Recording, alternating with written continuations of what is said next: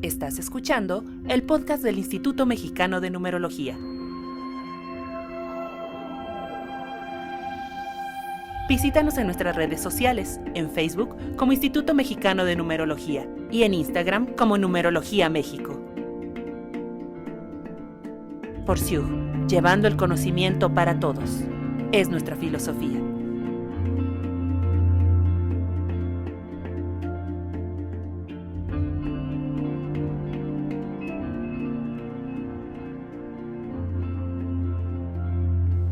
Hola, ¿qué tal? Espero se encuentren muy bien. Soy Gabriel Toledo y es un gusto para nosotros seguir compartiendo esta serie de podcasts aquí del Instituto Mexicano de Numerología. El día de hoy tenemos un temazo que, pareciera que a veces damos por hecho tantas cosas, pero hoy vamos a ser consciente cómo la vida se pasa y la vida está llena de diferentes procesos que a veces no estamos viendo. Y el hacer consciente esto nos va a llevar a nutrirnos, a crecer, a ver la vida de manera distinta. Estamos con una querida invitada, una gran maestra. Ella es tanatóloga, licenciada en educación, máster Reiki, numeróloga, terapeuta angelical, terapeuta floral, psicoterapeuta transpersonal integrativa, entre otras cosas, que es una mujer muy preparada y que se sigue preparando. Mi querida Yasmín Espinosa, ¿cómo estás? Muchísimas gracias, maestro. Para mí es un gusto, un placer siempre compartir contigo y con todas las personas del instituto. La verdad es que para mí esta parte del conocimiento que la gente puede adquirir para mejorar su forma de vida, para mejorar la percepción con la que se mira a sí mismo y a los demás, y empezar a encontrar todo aquello que nos puede llevar a un camino de felicidad, con, sin y a pesar de lo perdido. Creo que es maravilloso y compartirlo con ustedes para mí es un gran placer. Muchas gracias. Gracias, mi querida Jazz. Y es que el tema de hoy es de botiquín médico Así del es. día a día. O sea, hoy lo vemos gracias a pandemia y todas las pérdidas que hemos tenido, que es vital. Pero es que es algo que ya nos teníamos que haber preparado desde antes, ¿no? Y que personas como tú lo fueron haciendo y fueron preparando a sus alumnos, a sus consultantes, y que hoy nos dan otro sentido de vida, la tanatología. ¿Qué es la tanatología? Así es, la tanatología, vamos a empezar por esta definición, que mucha gente además tiene el concepto muy cerrado sobre esto, escuchan tanatología y directamente dicen muerte. Hay personas incluso que me han dicho a mí, me dijeron que viniera con el tanatólogo, pero yo no me pienso morir tan pronto. La tanatología, en un inicio, hace algunos años, sí estaba como diagnosticada, enfocada, diseñada para trabajar con procesos de muerte, pero en el área médica. Esta parte forense, esta parte diagnóstica, al paso de los años, más o menos de los 60 para acá, empezó a cambiar y empezó a enfocarse a todo aquello que tenga que ver con la muerte. Si nosotros ampliamos nuestro concepto de muerte y nos damos cuenta que todo lo que vive muere y todo lo que murió estuvo vivo, entonces la tanatología está ligada a todo aquello que está vivo. Y todo lo que está vivo implica cambios. Y todo lo que implica cambios implica ajustes. Entonces la tanatología es esta disciplina, esta disciplina amorosa que nos va a llevar de la mano a que nosotros empecemos a descubrir qué nosotros puede cambiar a raíz de una pérdida, qué nosotros puede cambiar a raíz de soltar una emoción que vengo arrastrando de tiempo atrás, incluso cómo se llama esta emoción que estoy sintiendo a raíz de una situación. Hay personas que hablan mucho sobre ya suéltalo, déjalo ir, no te quedes con tu emoción, pero las personas no sabemos a veces qué estoy sintiendo, qué emoción siento, porque cuando somos pequeños nos enseñan que las emociones son ¿estás feliz? ¿Estás enojado? ¿O estás triste? No hay más. Y entonces vivimos en una sociedad alejada de la tanatología. ¿En qué sentido? No hablamos de muerte. Cuando nosotros incluso decimos, ay, es el mes del testamento, hay que ir a hacer el testamento porque está muy barato, la gente dice, yo no voy a hacer un testamento porque no me pienso morir pronto, ¿no? Hay gente que se ofende y que dice, yo no quiero hablar de muerte, no me gusta hablar de muerte. Vivimos alejados de la tanatología también porque no sabemos cómo reestructurar una vida a partir de un cambio. ¿Qué sucede cuando hay un niño, por ejemplo, que lo cambias de escuela y el niño llora y llora y llora y la mamá solamente dice se tiene que acostumbrar? Pero no nos sentamos a preguntarle qué sentiste cuando te fuiste, qué extrañas, qué es lo que tú estás sintiendo que yo no estoy entendiendo, cómo ha cambiado tu vida. Porque porque no le damos importancia a la emoción de la pérdida. Porque incluso, y no sé si alguna vez tú lo has podido ver con algún paciente o alumno, llega un momento de crisis y lo que hacen es evitar. Y la gente puede ir a consulta y llegan y me dicen, desde que perdí tal, desde que murió tal, desde que me separé, desde que me enfermé, estoy trabajando mucho porque no quiero pensar. Ya me metí a hacer ejercicio al gimnasio para mantenerme ocupado. No estoy enfrentando el sentimiento, ni la emoción, ni la realidad. Lo estoy evadiendo. Y evadir nunca va a ser lo mismo que sanar. Entonces, la tanatología es esta hermosa disciplina muy compasiva que nos va a ayudar a poder mirar con otros ojos la ganancia de aquello que estoy perdiendo y reconocer que estoy perdiendo, pero lejos solamente de la muerte, sino ir por la vida identificando de manera clara qué es lo que estoy cambiando dentro de mí con la evolución que voy teniendo como persona. Cuando vamos creciendo, vamos enfrentándonos a retos distintos. Y esto implica un vivir y morir. Muere una parte de mí que ya no me funciona en esta actualidad y vive una parte nueva, está resurgiendo.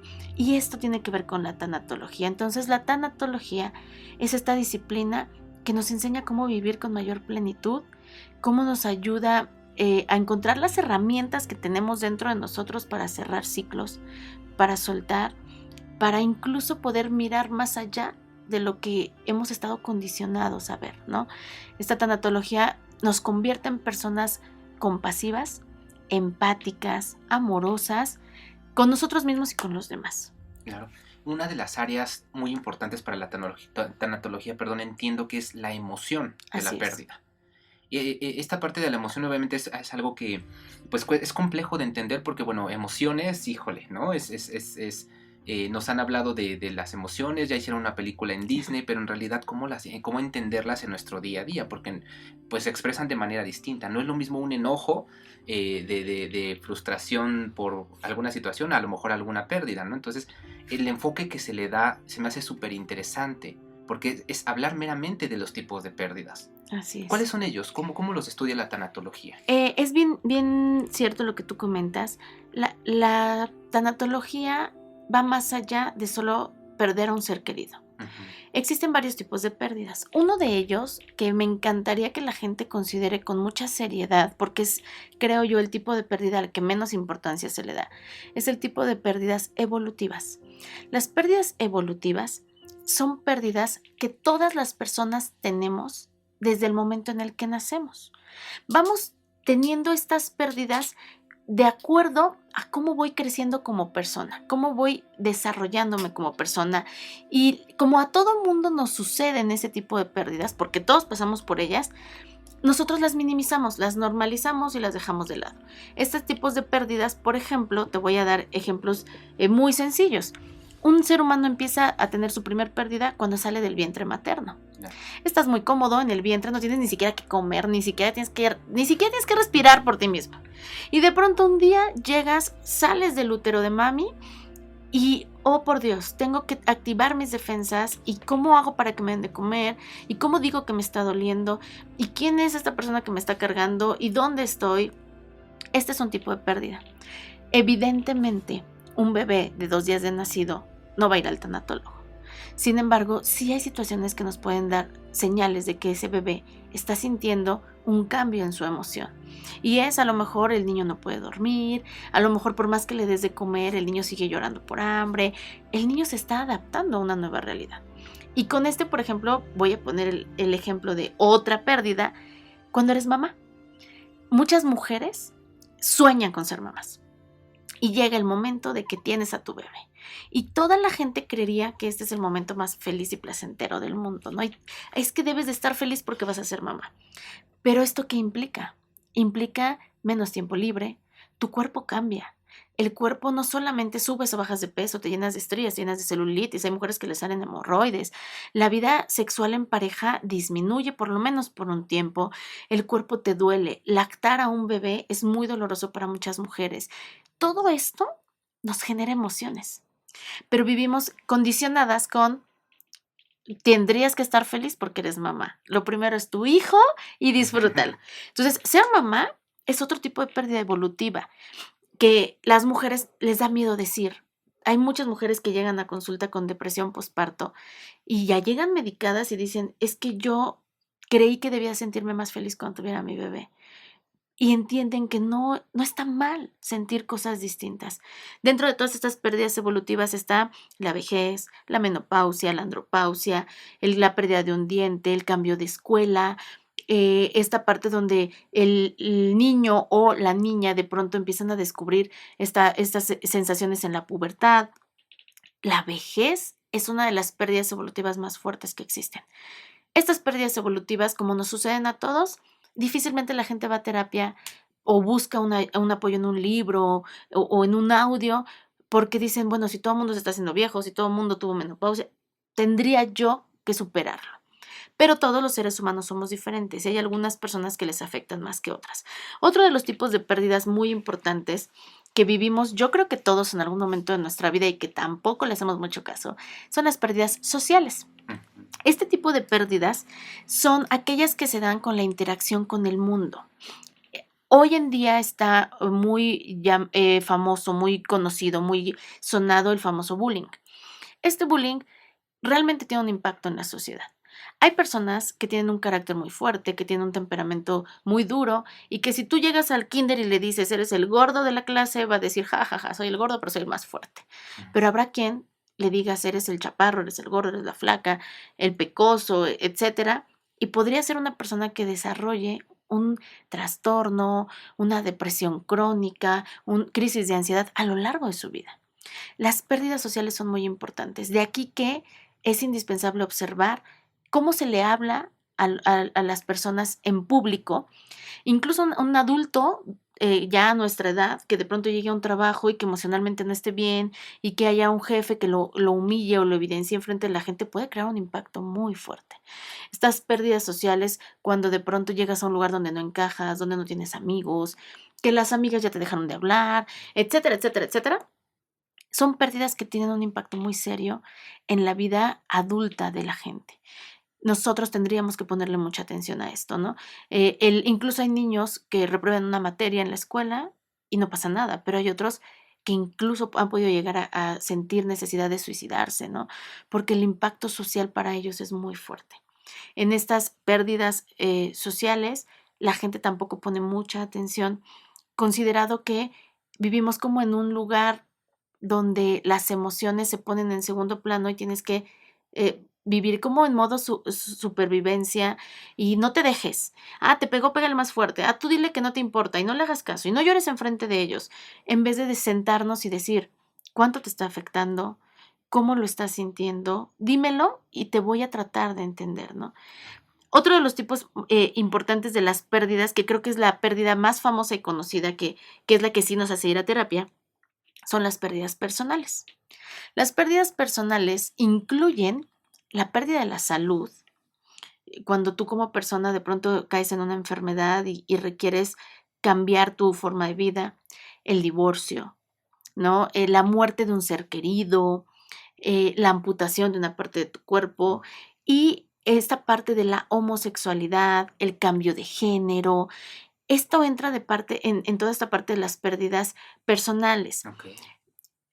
Quiero tocar este punto muy rápidamente. Por ejemplo, esta parte de la homosexualidad o del cambio de género es un tipo de pérdida que aunque se da a partir de una decisión que una persona toma para ser feliz, implica dejar atrás muchas cosas y tiene un impacto familiar y personal muy fuerte por la carga de culpa que le hemos introyectado a las personas. ¿Qué tan culpable me siento por no ser como el resto de la gente?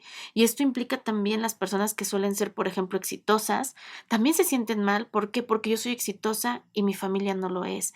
Porque yo estoy teniendo un matrimonio exitoso y mi familia son de divorciados. Porque yo soy madre soltera, pero soy feliz y eso era lo que mi mamá no quería para mí. O yo sí, mi pareja no. Yo sí, mi pareja. O como yo como pareja me siento pleno y veo que mi pareja no puede con su vida, ¿no? O yo como hijo, ¿cómo voy a superar el nivel académico de mis padres, o yo como padre, ¿cómo voy a dejar a un lado a mis hijos para seguir superándome y ser feliz? Estas pérdidas personales, Gabriel, son lo que nos llevan a buscar apoyo terapéutico. Cuando se me muere alguien, cuando me estoy divorciando, cuando me acaban de decir que tengo poco tiempo de vida, tengo una enfermedad crónico-degenerativa. Pierdo un inmueble, me Exacto, roban el me coche. quedo sin trabajo en un momento complicado. Todas estas cosas son las que nos sacuden de tal forma que vamos a la terapia. Pero ojo, una vez que estas pérdidas, que son muy fuertes, hacen que yo busque ayuda, van a ir saliendo las otras pérdidas que no habíamos dado atención. ¿Por qué te impacta tanto que tu esposo te pide el divorcio? Ah, porque cuando eras pequeña tuviste esta pérdida que no atendiste, etcétera. El último de los tipos de pérdidas que quiero hacerles saber es el tipo de pérdidas de valores. ¿A qué nos referimos con esto? Los valores que podemos perder con mucha facilidad, por ejemplo, es la fe, la confianza. Este tipo de pérdida se da generalmente cuando ya tuvimos una pérdida previa de las que acabamos de mencionar. Pierdo mi salud y pierdo la fe. Me peleo con Dios, me peleo con el universo, me peleo porque a mí. La pérdida de los ideales. Esta pérdida de los ideales que entra dentro de la pérdida de valores es muy común cuando te divorcias, ¿no? O cuando te dicen que no puedes tener hijos. La infertilidad es un tipo de pérdida. Entonces, pierdo esta confianza en mí, pierdo la fe en aquello en lo que yo creía, pierdo mis ideales. La pérdida de valores es una pérdida que si nosotros logramos rescatarla, nos va a ayudar a poder trabajar y sanar las otras pérdidas. Es este gancho del que me puedo agarrar para empezar a darme cuenta que todo va a estar bien, que todo pasa porque tiene que pasar en el momento justo y que si me está sucediendo puedo con ello. Cuando las personas pierden por completo la fe, la esperanza, la confianza o los ideales, se crea una desconexión tan grande entre ellos y esta vida que pueden perder las ganas de vivir. Entonces, esto nos puede llevar a situaciones muy serias. Por eso es muy importante, antes de llegar a perder la fe, empezar a buscar este apoyo, ¿no? Claro, claro. Qué fuerte, o sea, ahorita nos haces como un recorrido de los diferentes tipos de pérdida que vivimos sí o sí. O sea, Así es. nadie está libre de estos procesos de vida. Y como a veces damos por hecho que pues así tiene que ser, pero no nos metemos, no nos echamos este clavado a revisar. ¿Y cómo lo viví? ¿Cómo Sí. me siento? ¿Por qué no me siento tan pleno el día de hoy? ¿Por qué a lo mejor no me siento tan integrado a mi pareja o a mi familia? ¿Por qué? O a pesar de que tengo una familia tan bonita, yo no me siento pleno en mi vida. ¿Qué me falta, no? O a pesar de que no se me ha muerto alguien, ¿no? Sigo teniendo tanto miedo a la vida. Claro. ¿O por qué se divorciaron mis padres? Somos 4 hermanos y a mí me afectó más. Ajá. ¿Por qué yo he estado enfermo durante tanto tiempo y mis hermanos están como si nada? ¿O por qué hubo recorte de personal y hay quien con su liquidación puso un negocio y se fue de vacaciones y yo siento que me muero? ¿Por qué? No me siento a pensar qué es lo que está afectando en mí. Cuando nosotros tenemos una pérdida, Gabriel, lo que más nos tenemos que cuestionar es qué se fue con esa pérdida. Es decir, todo aquello que perdemos se lleva una parte de nosotros. Y eso es lo que nos hace falta. Es ese famoso huequito en el corazón, ese hoyito en el estómago, ese no sé qué que Ese siente. vacío. Exacto. No solo es lo que se fue, sino lo que se llevó consigo. Y ahí es donde tenemos que empezar a darnos cuenta, ¿no? Habrá mujeres, por ejemplo, hablamos de las pérdidas evolutivas, este tema de la menopausia, ¿no? Que dicen, ay, por fin la menopausia, ay, no, bendito Dios, era lo que yo esperaba. Hay quien dice, ya no me siento mujer, ya siento que mi matrimonio se va a acabar y ahora ya me estoy haciendo más vieja. Y entonces, ¿por qué me impacta a mí de esta manera? Y el hecho de creer que porque las demás personas salieron ilesas del mismo proceso, pensar que yo también voy a estar así, estoy equivocado porque soy una persona diferente. Porque no puedo ir por la vida invalidando lo que se siente aquí adentro, ¿no? Dándole una justificación, dándole un pretexto y distrayéndome con otras cosas, ¿no? Esta parte de los tipos de pérdidas es importante que la gente lo conozca porque nunca es tarde para reconocer, pero también para ayudar y acompañar a los otros, ¿no? Que cuando una vecina, una prima, una hermana, una amiga llegue y te diga, ¿sabes qué? Siento que me estoy muriendo porque subí 5 kilos de peso. No le digas, ay, ya, por favor, eso no es problema, pues ya ponte a dieta, deja. No, que te tomes el tiempo empáticamente, amorosamente, compasivamente de sentarte y decirle, ¿y qué sientes con esto? Quiero entenderte, platícame. Ah, mira, esto que tú estás sintiendo, dime cómo lo puedo yo hacer para ayudarte. Y quitarnos la parte de, ay, no, a mí me pasó lo mismo. Ay, no, Te entiendo. yo ya lo viví, ¿eh? O sea, Ujú. no, Ujú. validar realmente la emoción del otro, Claro. porque eso podría ser la diferencia entre una persona que vive para solventar sus pérdidas y una persona que decide dejar de vivir. Y dejar de vivir no solo hablo de suicidios, ¿no? Hablo también de vivir medio vivo. Ujú. Hay gente que vive anestesiada Qué fuerte porque eso. dice, ya no quiero, no sé cómo lidiar con esto y entonces mejor como porque tengo que comer, duermo porque tengo que dormir, Trabajo porque tengo que trabajar, ¿no? pero pierdo el disfrute, Claro. No hay que eso es sentido. exacto, y no estoy aquí ahora, Ujú. no, que ese es el verdadero sentido de estar vivo. Qué interesante. La tanatología estudia las pérdidas, pero también estudia los duelos. Así ¿Qué es. diferencia hay entre pérdida y duelo? Aquí me encanta que toques este tema porque el tema del duelo es un tema que también ha estado manejado de una manera poco clara. Ujú. ¿A qué voy con esto? Las personas confunden mucho el duelo con el luto, por ejemplo. Ok. ¿A qué voy? El luto es un estado. Se te muere alguien y en automático ese momento en el que estás tú O sea, apagado, se te muere triste, alguien, es la pérdida. esa es tu pérdida. Tu pérdida, ya está. Y automáticamente se genera a ti un luto. Este Claro. luto que es, me apago por un momento, ¿no? Estoy reflexivo, estoy triste, no tengo hambre, no. Ese es mi estado. El luto es un estado que tarde que temprano va a pasar. Ok. Con, sin y a pesar de la ayuda, va a pasar. Pero el duelo no. El duelo no es un estado, el duelo es un proceso. Y es un proceso que tú tienes que elaborar como un plan de acción que vas a llevar a cabo para superar tu pérdida. Ok. Este duelo tú lo vas a diseñar con base en tus herramientas, en tus capacidades, en tus conocimientos, en tus fuerzas, en tus debilidades, para que tú puedas elaborar este proceso, este plan de acción, que aún teniendo tú un proceso, una sensación de luto, vas a encontrar las herramientas para salir airoso y encontrar un aprendizaje de la pérdida que tuviste. ¿Por qué lo quiero explicar de esta forma? Tengo una pérdida, vámonos a algo que no sea muerte, ¿no? Me divorcié y entonces, ay, me siento mal, todo se me descompone en la casa, ya no aguanto a los hijos, no quiero, no duermo, no como, no. Ay, es que estoy en mi duelo. No, estás en tu proceso de luto. Este luto que te hace saber y sentir que algo está cambiando, que te hace sentir cómo se te escapa de las manos aquello que tenías como dado por hecho que controlabas. Pero no has elaborado tu duelo. No te has sentado a ver qué voy a hacer con lo que estoy sintiendo, cuánto tiempo me voy a dar el permiso de sentirlo y a partir de ahora cómo lo voy a manejar. En los cursos y talleres que yo doy, Gabriel, siempre les pongo muy claro esto. El tú decir estoy en duelo es como estoy sentada aquí cruzada de brazos esperando a que el tiempo lo cure todo y que Dios diga lo que tiene que pasar. Y eso te puede llevar 30 años O o toda tu puede vida, toda tu vida. ¿no? El decir, voy a elaborar mi proceso de duelo, es me pongo los guantes, me pongo los gogles y sé que cuando yo le pegue a esa pared se me va a venir encima y seguramente me va a doler, pero después de esa pared hay algo nuevo. Es como saber que voy a ir a enfrentarme a un verdadero dolor, pero que lo voy a sentir una sola vez. Y que si yo ya estoy preparada para sentirlo, me va a doler menos. Es un dolor que no puedo evitar. Hay gente que llega a consulta y me dice, vengo contigo porque llevo 30 años en el duelo de la muerte de mi padre, por ejemplo. Y yo le digo, ¿30 años en tu proceso de duelo? Sí. ¿Qué es lo que has hecho para solventar tu duelo? Ah, no, nada, yo nunca había hablado de esto hasta hoy. Entonces no llevas 30 años en duelo, llevas 30 años en luto, pero no has elaborado tu proceso de duelo.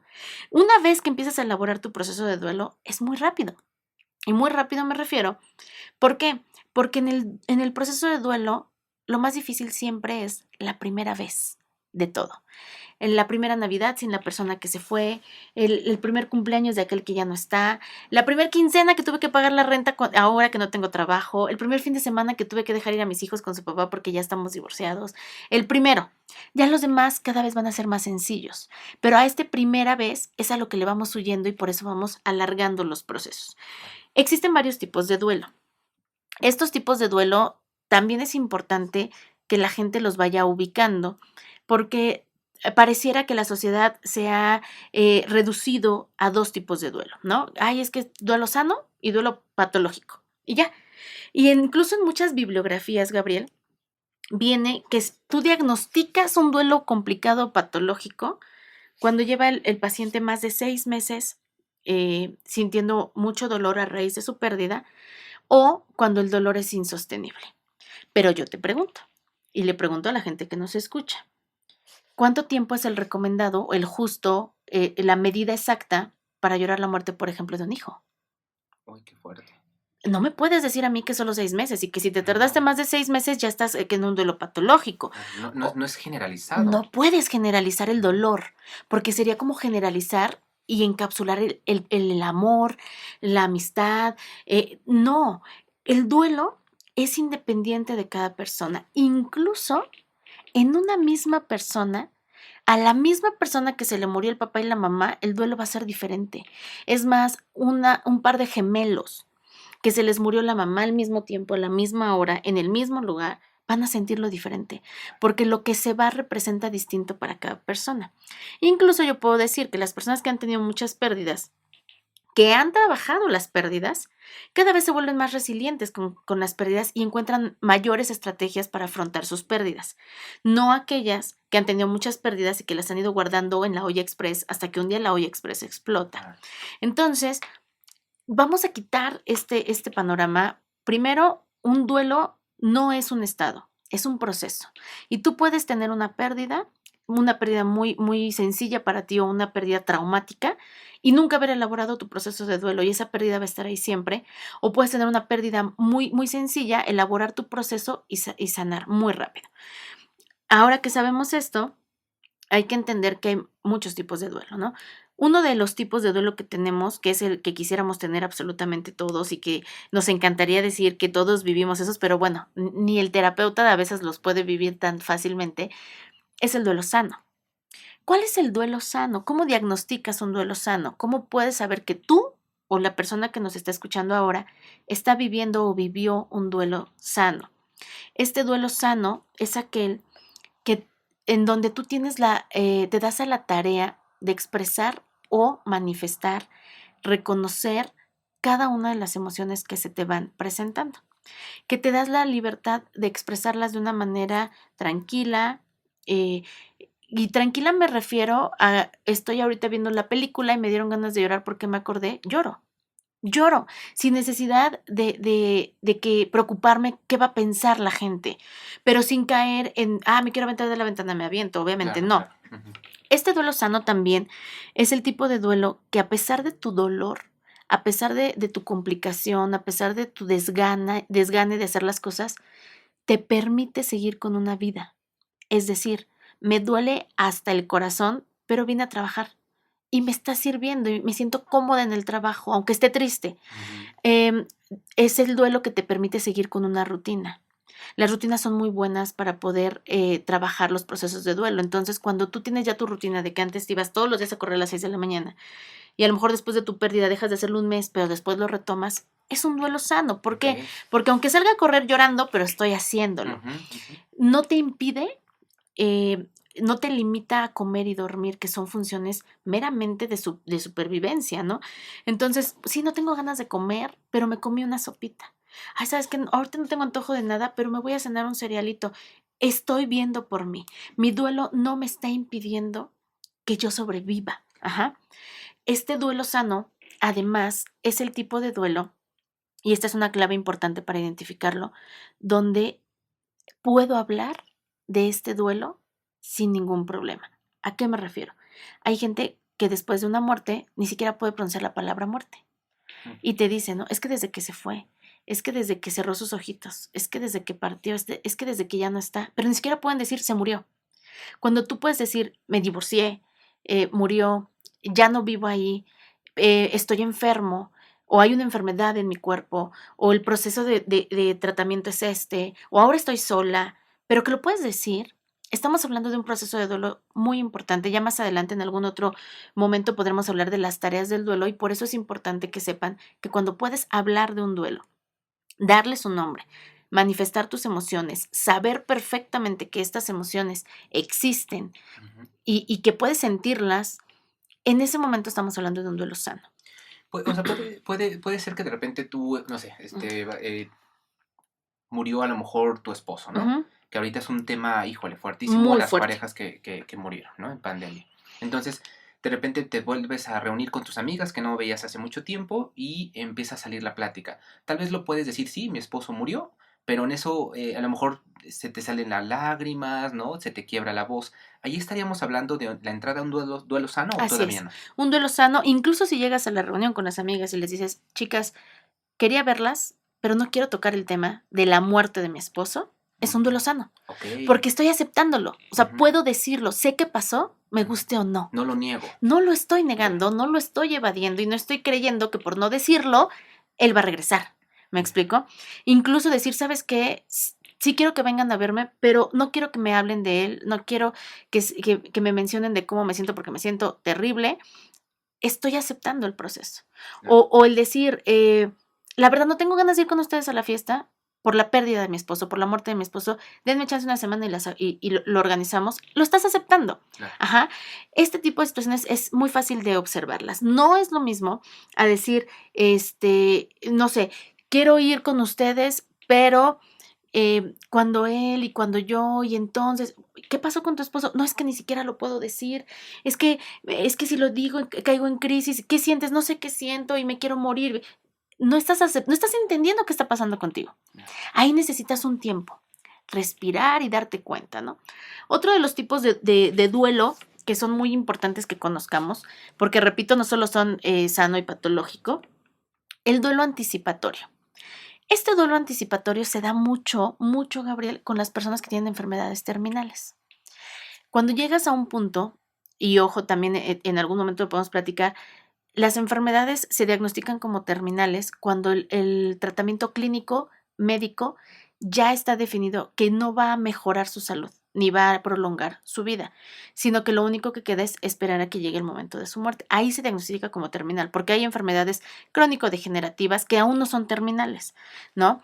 Cuando un enfermo terminal llega a este punto y le dicen, ya no hay tratamiento, le damos de tal a tal tiempo de vida, ahí caemos en un duelo anticipatorio. ¿Qué es este duelo anticipatorio? Empiezo a despedirme antes de despedirme. Tengo que empezar a hacerme la idea de que se va a ir. Y mucha gente, y aquí vamos a abrir la polémica, la gente que nos escucha, que analice esto, ¿no? Cuando hay una muerte imprevista, súbita, la gente dice, es que lo peor es que no me despedí. Claro. Yo hubiera querido despedirme. El infarto a alguien, un Un choque, accidente, ajá. ajá, ¿no? Se murió así. De la Oye, nada. hoy comiste con él, el otro está muerto. Es que no me pude despedir. Ujú. Yo hubiera preferido despedirme. Y luego hablas con una persona que ha vivido un duelo anticipatorio y que le dijeron que tenía 6 meses de vida y dice, yo hubiera preferido no saber, porque cada día es vivir la despedida de que se falta un día más y es un día menos. Ay, qué fuerte. ¿Y sí me explico? Sí, sí. Entonces, cuando llegan conmigo a consulta o mis alumnas me decían, ¿qué es mejor? ¿Un duelo traumático por algo que no sabías que iba a suceder o un duelo anticipatorio que te da la oportunidad de despedirte? Yo creo que lo mejor es entender que no tenemos certeza de qué va a pasar ni de cómo va a pasar Claro. y que la muerte es tan incierta que da miedo. Entonces, la gente que ha tenido la oportunidad de vivir este tipo de duelo anticipatorio tiene la oportunidad de ir despidiéndose, de cerrar ciclos, de irse haciendo a la idea. Incluso, ¿puedo recomendar una película aquí en el podcast? Hay una película que se llama Pedacito de Cielo. Esta película nos muestra un duelo anticipatorio hermoso. Esta película nos enseña perfectamente cómo una persona puede incluso diseñar su muerte. diseñar su despedida. Y tú lo ves, ya lo ves en la película y demás, y dices, oye, qué padre, qué bonito, yo quisiera eso. Sí, pero la película es tan majestuosa que nos va a retratar lo difícil que es ir y decirle, por ejemplo, a tu mamá, a tu papá, a tu esposo, a tu novio, me voy a morir. Ayúdame a planear mi funeral. O sea, se oye, desde la parte tantológica yo digo, qué padre, ¿no? Porque entonces yo quiero música, yo quiero esto, yo quiero que se vistan así, pero yo no lo voy a ver. El trabajo duro es para los que se quedan, porque cada día es, yo sé que me habían dicho 5 días y ya quedan 4. Y vas viendo el desgaste de la gente. El duelo anticipatorio, entonces, es un duelo que va en entre la emoción, y aquí grábenselo muy bien. Otra película que les puedo recomendar se llama Un monstruo viene a verme. Esta película también nos enseña mucho sobre esta parte del duelo anticipatorio. Vamos en una lucha, Gabriel, entre la calma y la paz y la culpa. Porque este duelo anticipatorio te da la calma y la paz de saber que estás dejando las cosas en orden, pero te genera cierta culpa al sentir que estás traicionando al que se va porque ya te estás preparando para su partida. Y el que se va se siente culpable porque está viendo el dolor que le está generando a los otros. Entonces, este duelo va oscilando entre estas emociones. Este duelo es bueno para trabajarlo en la terapia tanatológica porque la gente puede llegar y decir, me dijeron que va a morir mi abuelo, me dijeron que me van a amputar una pierna, me dijeron que me van a quitar un seno, me dijeron que ya no voy a poder tener hijos, y quiero prepararme. Nos da un panorama muy amplio para poderlo trabajar, pero ojo, esto no quiere decir que no les va a doler. Quiere decir que van a ir esperando el golpe. Okay. Les va a doler, pero ya no los va a agarrar de sorpresa, ¿no? Claro. Eso, mira, me entra una duda porque la gente que ha podido estar presente en las clases que comparto, he tocado este tema muchas veces, ¿no? Mi propio miedo a la muerte. Y yo les he dicho, me da tanto miedo que mi papá o mi mamá se vayan de mi vida, o mi pareja se vayan de mi vida, que es algo que he dialogado constantemente con ellos, ¿no? Y lo he platicado como plática de sobremesa. Claro. Y también, obviamente, ellos se han prestado a platicarlo y es algo que hemos dialogado. Pero me genera esto, ahorita, fíjate, me hizo mucho sentido porque de repente me genera culpa decir, bueno, ¿y por qué lo estoy diciendo?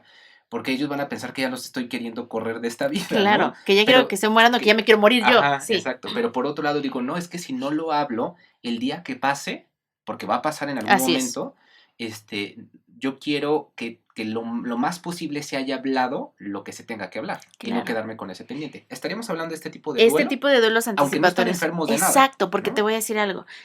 Yo manejo mucho esta filosofía, Gabriel, de ninguna muerte podría ser repentina, porque todos estamos muriendo. Y ningún duelo debería de ser tan anticipatorio desde el momento en que sabemos que nos vamos a morir. Cuando tú haces esto, que es una práctica que yo tengo muy frecuente con mi familia, tengo un hijo pequeño con el que ya me dijo, mamá, cuando yo me muera y me cremes, o sea, él ya tiene te va a llevar a una paz más allá de lo consciente. ¿A qué me refiero, Gabriel? Cuando una persona que amamos muere, en el momento de la muerte, empieza a llegar a nosotros, en nuestra parte humana, esta situación de ¿qué pude haber hecho más por ella o por él? ¿Y cómo lo voy a hacer ahorita que se está yendo?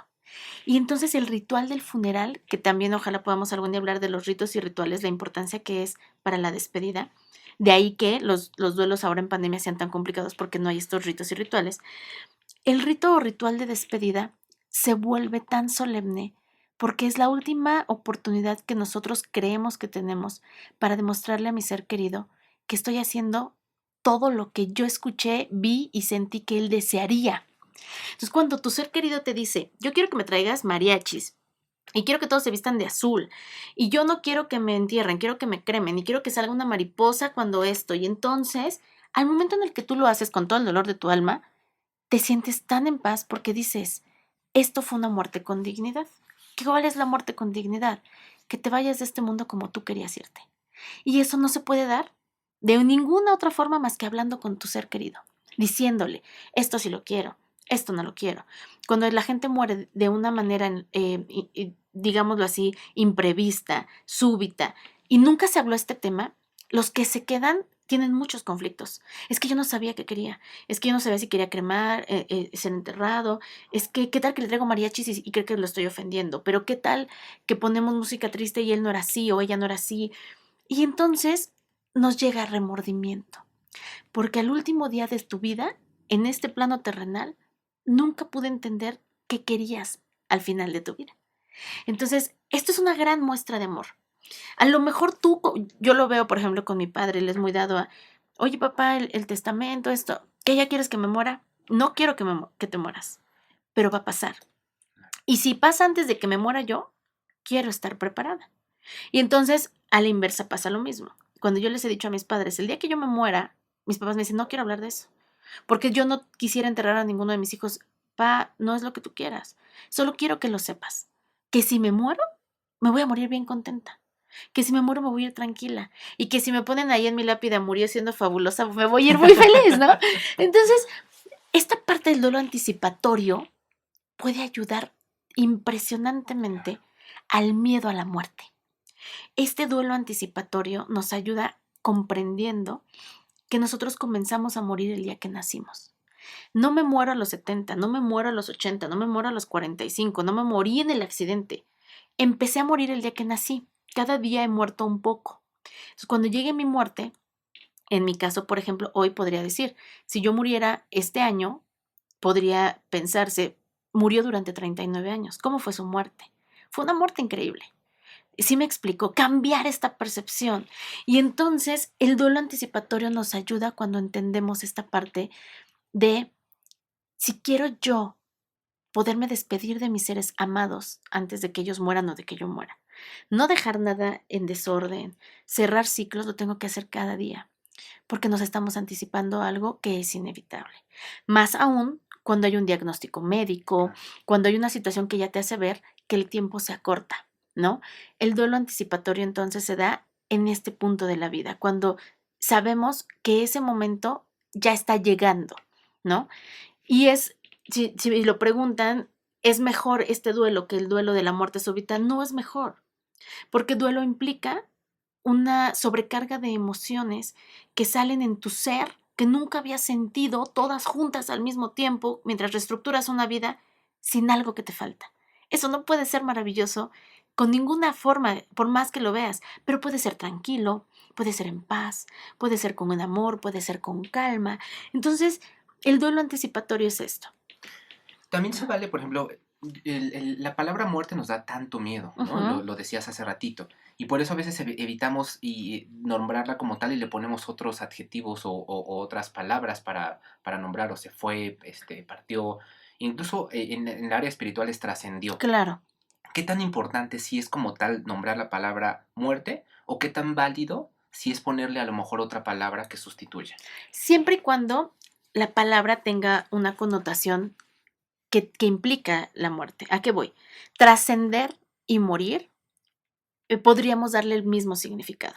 Para que una persona trascienda, incluso sin morir, físicamente, tiene que morir una parte de esa persona para que haya un resurgimiento y dejar una trascendencia en la vida.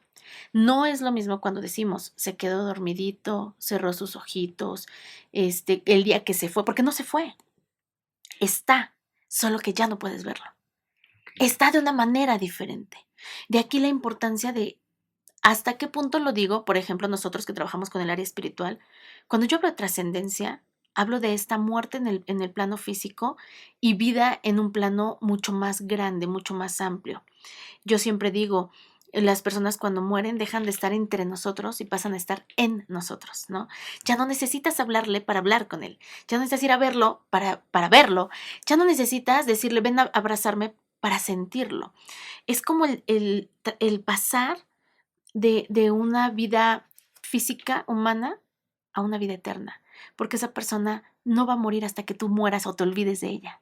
Entonces, en este plano se entiende, pero ¿qué pasa cuando es un lenguaje evasivo? ¿No? Ujú. Cuando es que estaba dormidito, es que ahora que se fue, es que ahora que está en ese viaje, lo estás diciendo desde el plano espiritual, con esta connotación de trascendencia, de cambio, de resurgimiento, o lo estás diciendo porque no quiero aceptar que está muerto. Claro. Esa es una parte muy importante. Otro tipo de duelo que yo creo que es muy fuerte, Gabriel, es el duelo ambiguo o ambivalente. Así se llama, ambiguo o ambivalente. Yo les comentaba el duelo anterior que va de esta parte como de esta como culpa y esta paz a la vez, ¿no? El duelo ambiguo o ambivalente va de la desesperación a la esperanza. ¿Por qué? En algún momento yo he platicado con las personas y digo, todos creemos que no existe nada peor que la muerte y nos aterra. Pero hay situaciones que son mucho más conflictivas, dolorosas y traumáticas que la propia muerte, como un secuestro. Por ejemplo, en este tipo de situaciones se da el duelo ambiguo o ambivalente. ¿Qué quiere decir? Voy de la esperanza, ya lo van a encontrar, ya nos dijeron que lo van a soltar, a la desesperación, no me lo van a regresar, no sé dónde está, ni siquiera sé si está vivo. Entonces, vamos en esta oleada de emociones, de creo que todo va a estar bien, pero sé que esto está muy mal. Otra situación de vida en la cual el duelo ambiguo o ambivalente se puede dar, no solo es en el secuestro. Por ejemplo, las personas que tienen una enfermedad mental. Perdón que yo les esté recomendando películas, pero yo los cursos que doy siempre les pongo de referencias películas donde puedes ver plasmado esto que estoy diciendo. La película de Diario de una Pasión. Uy, qué Te bárbara. puede Sí. mostrar el duelo ambiguo o ambivalente de la mejor forma. Estas películas seguramente muchos de ustedes ya las han visto, pero nunca va a ser igual si las ves con una intención tanatológica. Les encuentras oro en esas películas, ¿no? Este tipo de situaciones, las personas que tienen demencia, Alzheimer, esquizofrenia, personalidad múltiple, es un duelo muy complicado. Hay una película que se llama Mente Siniestra, que no es de miedo. Véanla, es muy interesante y habla, por ejemplo, de este tipo de duelo también. Cuando una persona tiene un trastorno mental o vive en un proceso de secuestro, las personas que están a su alrededor viven entre una realidad y fantasía. ¿A qué voy? Mi realidad o la realidad de la persona está secuestrado su ser querido, pero en su fantasía en cualquier momento va a volver, que puede hacerse realidad. Pero mientras eso sucede, vas de una emoción a otra. Mientras eso sucede, vas de la esperanza a la desesperación por completo. Y aquí es donde yo les decía, en un proceso de muerte, por muy doloroso que tú lo sientas, al final del día sabes dónde está tu ser querido. Sabes cómo fue que se despidió de este plano. Y cuando tú miras el cuerpo de tu ser querido, es mucho más fácil aceptar que sí pasó lo que pasó. En este tipo de procesos es muy complicado, porque cuando la persona, en el caso de una enfermedad mental, está consciente y está en el aquí y en el ahora, tú dices, ay, ya está bien, pero de pronto se va y no me recuerda y no sabe quién soy. Y yo caigo en la desesperación de quererle hacer entender. Tengo por ahí unos pacientes que tienen una familiar con un proceso de demencia senil, Alzheimer, todavía no lo diagnostican. Y el esposo a la fecha dice, yo no quiero ir a las consultas médicas porque el médico no entiende que esto se le va a quitar.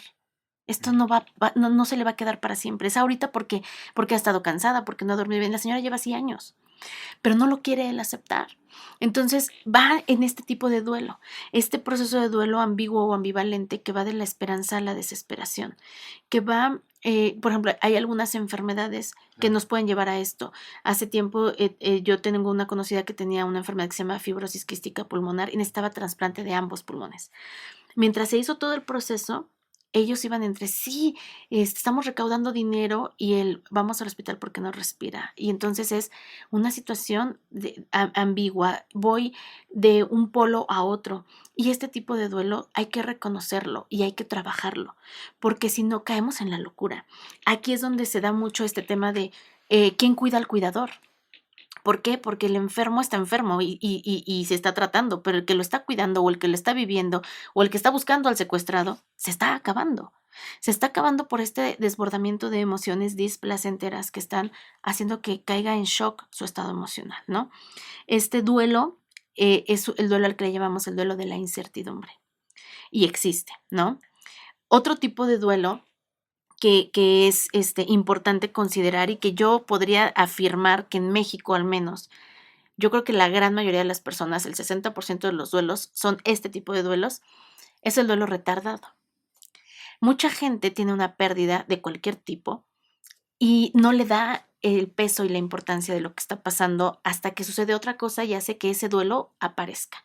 Y entonces la gente dice, es que esto me pasó hace 7 años, o no sé cómo es que me asaltaron hace 5 y hasta ahorita caí en pánico de al salir a la calle. Traes un duelo retardado, que también puede ser inconsciente. ¿A qué me refiero? Hay gente que después de un shock emocional muy fuerte se bloquea. De verdad se bloquea, o sea, no es que no quiera ver su realidad, es que no la puede ver, o sea, se salió de esa realidad. Y entonces pasa una semana, pasan 2, pasan 3 y de pronto es un día como de, ¿qué pasó? O sea, ¿cómo fue? Oye, pues si tú estuviste en el velorio, oye, pero es que no lo entiendo. Pasa mucho, por ejemplo, en el divorcio, ¿no?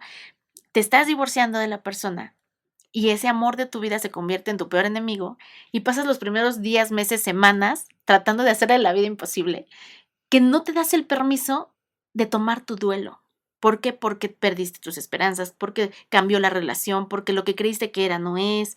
Y entonces, hasta el momento en el que firman el divorcio, que ya se dieron hasta con la sombrilla, que ya se pelearon a los niños, que ya se pelearon el carro, que ya se pelearon hasta el perro, entonces la persona empieza a sentir una tristeza profunda, un enojo, una decepción, una desesperación, frustración, pero fueron meses o años después. ¿Por qué? Porque no viví mi duelo en el momento. Entonces, este duelo se llama duelo retardado.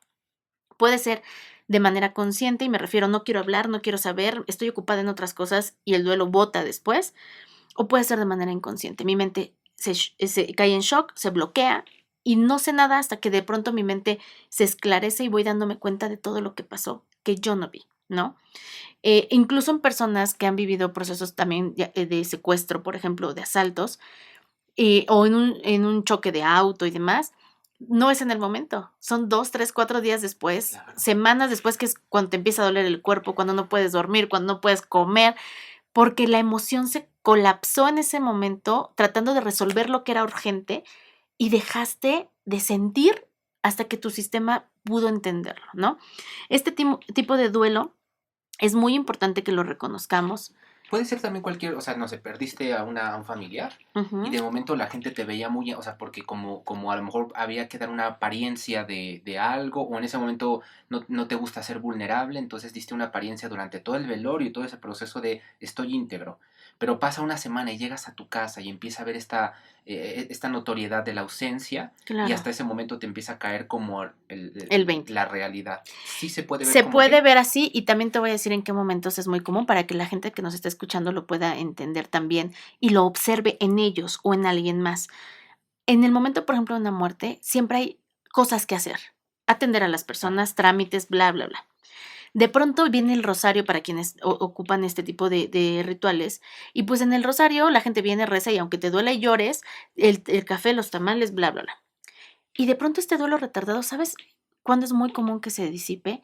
Cuando de pronto es el primer día o el segundo día en el que todo mundo vuelve a hacer su vida y tú estás solo en tu casa con la ausencia. ¿Por qué? Porque la gente te acompaña, pero no te puede acompañar siempre. No. La gente llega a su vida normal y tú te quedas en tu momento de duelo. También es muy notorio cuando la gente tiene que sacar la ropa del que ya no está. Uy. Les voy a contar muy rápido un caso que me sucedió con una paciente, que ella muere su esposo. La atendía yo en terapia, pero yo me daba cuenta que ella no estaba aceptando por completo el proceso de duelo. Y entonces, por más que yo quería, ella exponía sus límites, ¿no? Entonces ella un día me dice, ya no voy a venir a terapia porque yo estoy bien, ya lo estoy superando, ya regresé a trabajar y estoy haciendo mi vida. Perfecto. 8 meses después de la muerte de su esposo, un día me llama a las 11 de la noche, deshecha, llorando, haz de cuenta que se acaba de morir ahí el esposo. Y me dice, Jazz, tenías razón, no lo había entendido. Hoy me di cuenta que mi esposo sí se murió. Quise abrir mi frasco de la mermelada y no pude. Él siempre me abría los frascos. Fue ese punto donde ella se dio cuenta que ella no podía y quiso ir a la recámara a decirle al marido, ábremelo. Y hasta ese momento, 8 meses después, le cayó el 20 de que de verdad se había muerto su esposo. Y hasta ese momento ella pudo empezar a trabajar un proceso diferente, porque ya no era desde la evasión, sino desde la conciencia. Y no era que llevara 8 meses en duelo. Hasta ese momento empezó a vivir este duelo, que fue un duelo retardado, ¿no? Y así te puedo contar en varios casos, ¿no? Pequeñas cositas, ¿no? Hasta que salió ya la pensión a nombre de la otra persona es cuando, ups, ya me di cuenta, ya me pagaron el seguro, y quiere decir que sí, de verdad ya no está. O ya vendí el carro porque ya nadie más lo va a manejar hasta ese momento. No en el velorio, no en el rosario, no en la cremación, sino después. Es muy común este proceso y además por las razones que también tú dices, ¿no? A veces hay que atender a la gente, hay que dar una cara de fortaleza, ¿qué va a decir los demás? No quiero ni que se me acerquen, mejor no me muestro vulnerable y de pronto todo esto empieza a suceder. Otro tipo de duelo que es muy importante que consideremos es el duelo crónico. El duelo crónico es el tipo de duelo que pareciera que tú te casas con tu dolor y vives, ya no digo con dolor, tu vida gira en torno a tu pérdida. Ujú.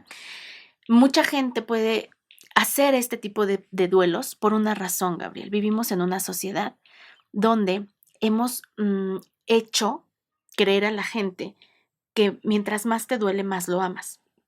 Como si el dolor estuviera ligado al amor o el sacrificio estuviera ligado al amor. Y entonces cuando pierdo a alguien o pierdo algo, en mi inconsciente está, mientras más sufras, más lo quisiste. Mientras más lo extrañes, más lo quisiste. Hay personas que van conmigo a terapia y me dicen, vine porque me trajo tal, pero yo te voy a decir, yo no quiero tomar las terapias porque yo no me quiero olvidar de mi ser querido. No es ir a terapia para olvidarte de tu ser querido, es para poder recordarlo con placer, con goce, con alegría, con agradecimiento y no con sufrimiento. Porque bien lo dicen por ahí muchos maestros, el dolor es necesario e inevitable, pero el sufrimiento es opcional. Puedes decidir no sufrir. Hay personas que tienen una pérdida, vámonos a algo que no sea muerte, ¿no? Perdieron su casa. Pierden su casa y entonces en vez de vivir este proceso de duelo, ver qué herramientas tengo y cómo voy a salir de esto, toda su vida gira en torno a que no tengo casa. Y entonces voy por la vida colgándome este papel de víctima que, ojo, no estoy juzgando ni estoy diciendo que las personas quieran sentir dolor, pero no saben cómo salir de ahí. Es mucho más sencillo sentarme a que la gente me compadezca y compadecerme yo, que quitarme esto y decir, sí me está doliendo, pero voy a poder. ¿Qué voy a hacer con este dolor? Y entonces el duelo crónico se vuelve tu forma de vida. He conocido mujeres que se divorciaron hace 35 años y siguen viendo al exmarido y lo siguen odiando, ¿no? ¿Por qué? Porque tu vida giró en torno a esa pérdida. Incluso te puedo decir que si yo te quito esa pérdida, tu vida pareciera que no tiene sentido. Es este tipo de persona que de pronto puede llevar el luto para siempre o dice yo jamás me voy a volver a casar porque todos los hombres son iguales, porque eso, y te vas guiando a raíz de tu pérdida y de tu dolor. Y entonces el dolor se vuelve tu forma de vida. Tú puedes ver mujeres en la calle, en las mujeres es mucho más notorio, tal vez por la forma de ser, que pareciera que van cargando una piedra en sus espaldas. Y son mujeres que a lo mejor sufrieron hace 40 años, pero ya no saben cómo quitarse esa piedra de encima.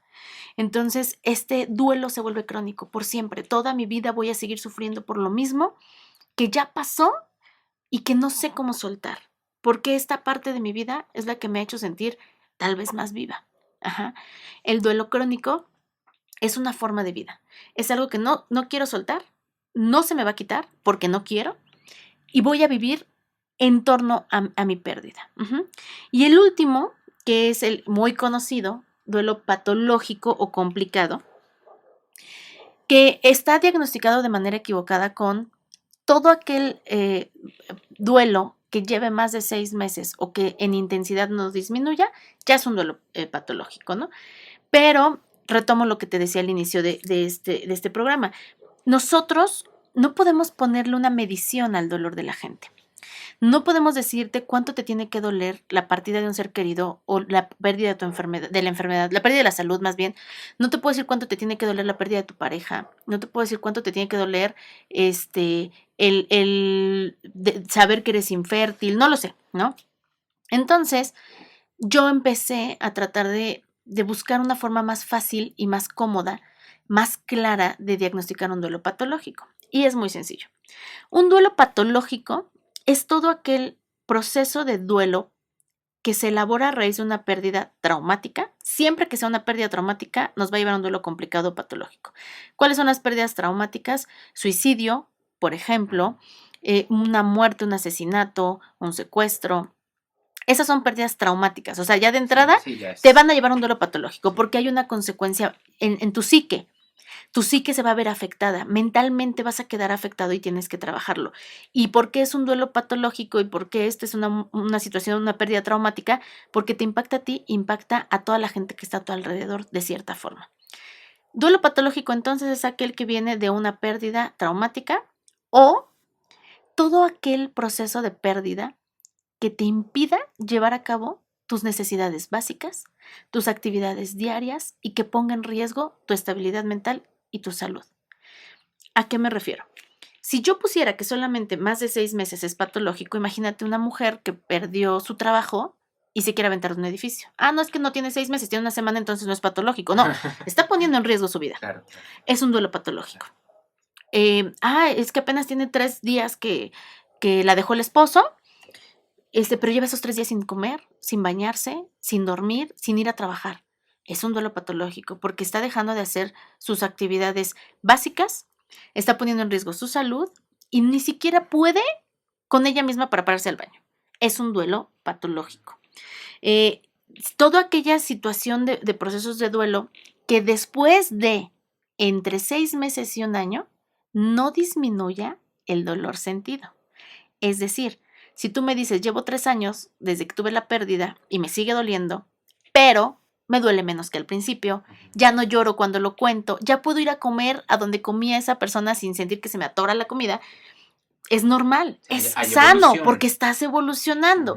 Pero si tú me dices a mí, llevo 8 meses de la pérdida, pero estoy peor, ya bajé 5 kilos de peso, ahora ya no duermo y antes sí dormía, ya no me da hambre, ya me enfermé, ya perdí mi trabajo. ¿Esto qué quiere decir? Que está empeorando. El dolor siempre tiene que ir disminuyendo de manera muy, muy ligerita o de manera drástica, pero en disminución. Puede haber procesos en los que se estanque por un tiempo, pero de ninguna forma debe de ir aumentando. ¿Por qué? Porque el proceso tiene que ir con base en la aceptación. Entonces, es poco a poco. En el momento en el que vemos que este dolor aumenta, ahí podríamos hablar de un duelo complicado. Ojo, es importantísimo, Gabriel, dejarle claro a la gente que el proceso de duelo no es un proceso lineal. Es un proceso con sube y bajas, siempre. Que la gente no crea que si ya no había llorado en 6 meses y hoy vio una película y lloró, tuvo un retroceso. No, el proceso es un sube y baja. Y no es un retroceso, es un encontronazo con una realidad. Ya lo viví, dejé salir mi emoción y continúo. Nunca va a ser un proceso lineal. Y eso quiero que la gente se lo grabe, porque la gente se angustia y dice, yo ya estaba haciendo mi vida normal y de pronto me encontré a tal y otra vez ya me siento triste. Ok, pero no regresaste al principio. Simplemente es un alto. Siéntate ahí, como cuando te mareas y se te baja la presión. Respira y continúa. El proceso de duelo es este proceso, este momento de mi vida en el que voy a reestructurar qué es lo que tengo, con qué me quedé, qué se fue, qué voy a hacer con lo que tengo, qué me dejó lo que se fue y cómo voy a partir desde este punto. Es muy sencillo decirlo, pero es una reestructuración integral. Y a esto le aunamos un desbordamiento de emociones que nunca antes habíamos sentido. En desorden, todas juntas. No hay nada mejor para elaborar un proceso de duelo que ser compasivos con uno mismo, ser pacientes con uno mismo, entender que este momento es en el momento en el que yo más necesito de mí y si no puedo, tengo que pedir ayuda. Claro. Estos procesos de duelo, o sea, podemos estar de repente en un sueño, en un duelo crónico y de repente irme a un duelo retardado y luego patológico, o sea, oscilar entre ellos. Así es. ¿O solamente es uno? No, podemos incluso tener varios al mismo tiempo, ¿no? Okay. Por ejemplo, una persona que tiene un duelo ambivalente, ¿no? Porque le dijeron que la persona está perdiendo la memoria. Y entonces va en el duelo ambivalente, ambiguo-ambivalente. Y de pronto esa persona que estaba perdiendo la memoria, infarto fulminante. No se lo esperaba. Entonces cae en un shock emocional, pero no lo quiere aceptar, entonces se olvida de este duelo ambiguo que estaba y se va al duelo retardado y lo entiendes 2-3 meses después. Estamos dándonos cuenta que había un duelo retardado, pero de pronto esta persona no quiere salir de ahí, se vuelve crónico. Y entonces está poniendo en riesgo su vida y se duele complicado. La intención es que en cualquiera de estos procesos de duelo podamos trabajarlos y elaborarlos de tal suerte que lleguemos a vivir un duelo sano.